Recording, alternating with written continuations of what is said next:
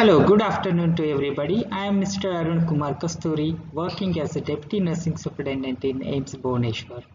Today's my webinar topic is post-crash management in ICU among COVID-19 patient in pandemic scenario.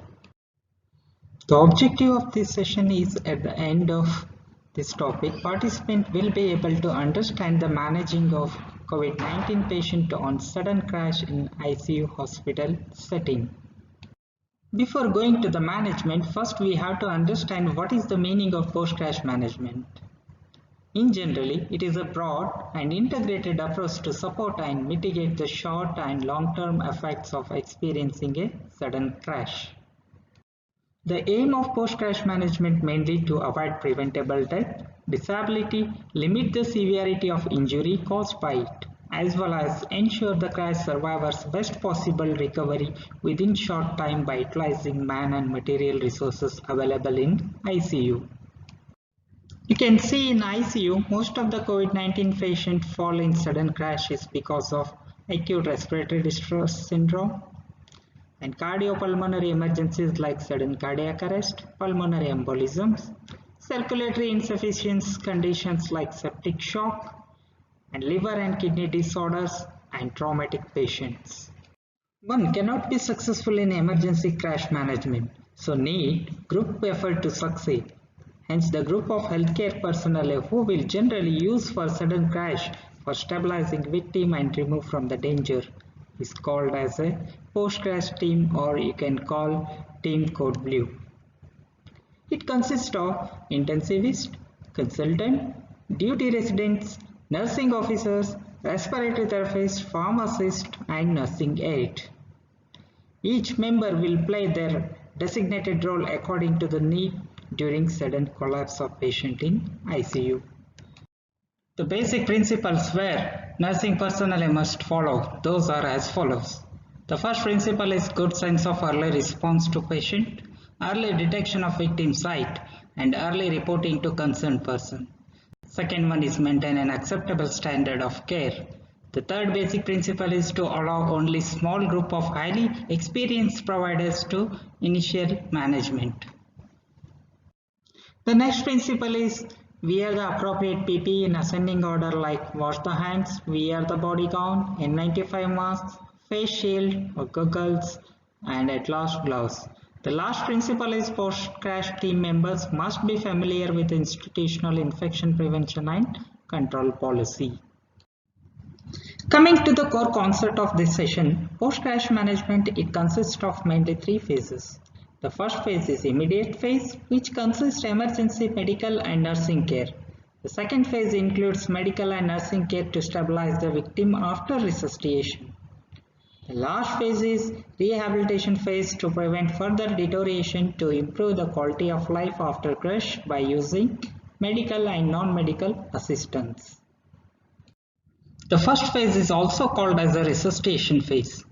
It has the following continuous chain of workflow.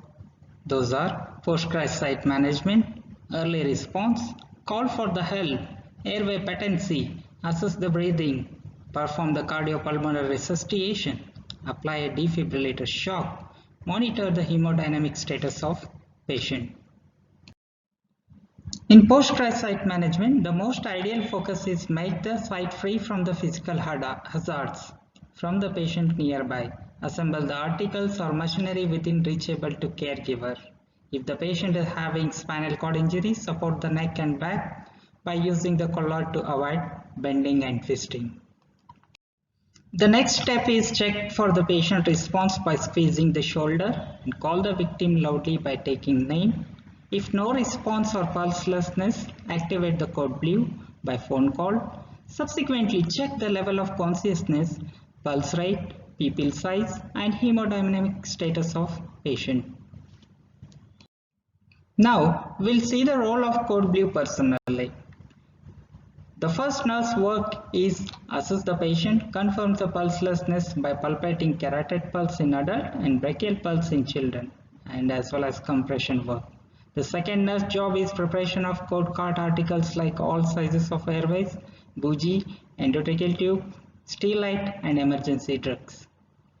The consultant will coordinate the work according to the needed to others, deliver the shocks, and ordering the medication preparation to pharmacist, while pharmacist will prepare the order dose with sufficient backup.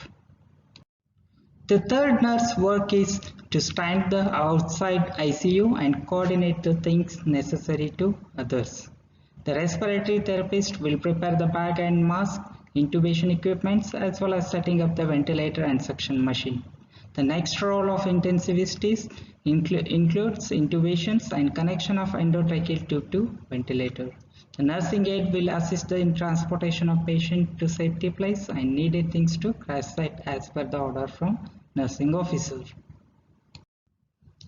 The most and important task in post-crash management is maintaining the patency of airway. The airway patency is achieved by suctioning to remove blood, vomitus, and frothy, then performing a airway maneuver by using head tilt and chin lift techniques. And for spinal cord trauma, perform a jaw thrust maneuver. Supraglottic airways are encouraged in COVID-19 patient instead of Goodell airway for unconscious. For intubations, video laryngoscope is suitable to minimize the aerolizations. You can see in this slide the sequences of maintaining airway patency. The first one is suctioning, and second one is head tilt chin lift maneuver, third one is jaw thrust maneuver, and the fourth one is supraglottic device use, and the fifth one is video laryngoscope for intubation. After achievement of airway patency, cover the patient mouth and nose using hydrophobic filter or clear disposable plastic cover. Then check for the patient breathing rate, pattern, rhythm at least 3 to 5 seconds by using inspection, palpation of chest wall movement, and assess the sinuses level. After confirming a pulselessness, provide 100% of pre-oxygenations via silicone mask and perform 30 chest compression and 2 ventilations by using bag and mask device at the rate of 120 compression in 1 minute and 1 breath every 6 seconds. Maximally 5 cycles of 30 compressions and 2 breaths can be performed. If no improvement in the circulation, then use automated external defibrillator. If aid is not available, use external defibrillator. For biphasic, set to 120 to 200 joule per second. Subsequent dose should be equivalent. For monophasic, set 360 joule is recommended. Simultaneously, during the cycle of CPR, suppose patient shows any form of arrhythmias, use epinephrine dose 1 mg every 3 to 5 minutes. Amidron 300 mg bolus on first dose, 150 mg for second dose. Lidocaine for first dose 1 to 1.5 mg per kg, followed by 0.5 to 0.75 mg per kg. You can see the series of cardiopulmonary resuscitation activities on diagrammatically. The first one is wear the PPE, second one is early response, and third one is check the pulselessness, and fourth one is provide a pre-oxygenation, and fifth one is chest compressions, and at last automated external device or defibrillate. The most of severe COVID-19 patients fall in sudden crashes due to acute respiratory distress syndrome (ARDS). The role of nursing officer in managing ARDS is first recognize the ARDS patient in hypoxemic status by assessing the SpO2 level, blood pressure, ABG analysis, pulse rate and rhythm. After recognizing the patient, initially administer the oxygen by high flow nasal inhalation at the rate of 2 liters per minute. Start the subsequent increases up to 15 liters per minute. If there is no improvement, then prepare for the invasive mechanical ventilations through an endotracheal tube or tracheostomy. Intubations by using video laryngoscope with pre-oxygenation by 100% FiO2 for first 5 minutes via face mask with reservoir. Implement the invasive mechanism of ventilations using lower tidal volume 4 to 8 ml per kg body weight and lower the inspiratory pressure, and prepare the administered neuromuscular drugs with a conservative fluid management. The role of nurse in septic shock management consists mainly recognize the sepsis-induced shock when the patient develops hypotension, that is systolic blood pressure less than 90 mm of Hg. In that case, provide the oxygen via mask or injury mask. Establish a 16 gauge IV cannulations for administering normal saline and Ringer lactate solution as a fluid loading or bolus, that is 1 liter over 30 minutes or faster, and determine the need for further fluid boluses based on the response medication administration. The vasopressor medications like norepinephrine, epinephrine, and dopamine are most safely given through a central venous catheter and strictly control the rate while monitoring blood pressure frequently and at the minimum dose necessary to maintain perfusion. Consider the administration of an intravenous hydrocortisone up to 200 mg per day or prednisolone up to 75 mg per day to patient with persistent shock. Prepare a low dose of heparin to prevent coagulation. Set the transfusion of blood products. At last, prepare for the intubation and mechanical ventilation. The last phase of crash management is rehabilitation phase. This phase helps to prevent further damage and enrich the quality of patient life. The nursing officer reduces the days of invasive mechanical ventilation by the use of weaning protocols that includes daily assessment of readiness to breathe spontaneously, minimize the continuous or intermittent sedation. For declining the ventilator-associated pneumonia, measures like keep the patient in semi-recumbent position, 30 to 45 degree, use a closed suctioning system, use a NIP ventilator circuit for each patient, change the heat moisture exchanger when oiled every 5 to 7 days, and provide a early mouth care.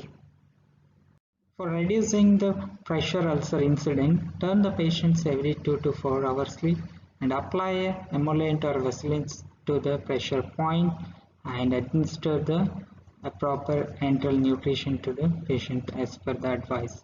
For reducing the incidence of stress ulcer, give enteral nutrition within 24 to 48 hours of admission. We will see the do's and don'ts in post-crash. In COVID-19 patient, the healthcare personnel prevent the transmission of infection. For that, while performing ventilations, use bag and valve method instead of mouth-to-mouth ventilations. While intubation, use video-assisted laryngoscope in the place of Macintosh laryngoscope, and administer the medications on extension IV port site instead of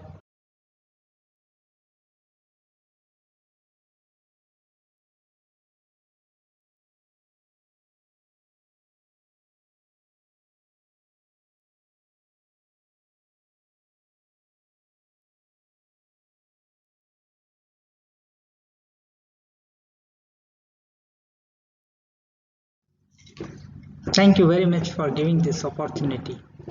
If you have any doubts, feel free to contact. Thank you.